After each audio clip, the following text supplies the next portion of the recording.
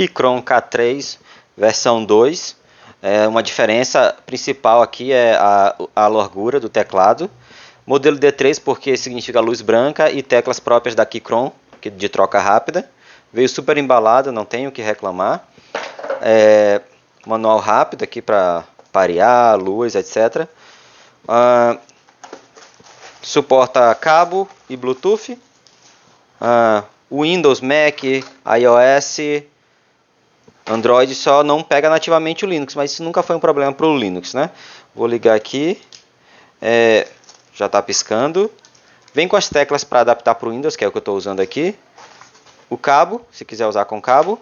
E aqui a pecinha de trocar as teclas. Aqui as teclas do Windows, o cabo, né, que eu falei. Super bem embalado, veio da Suécia, eu comprei no AliExpress.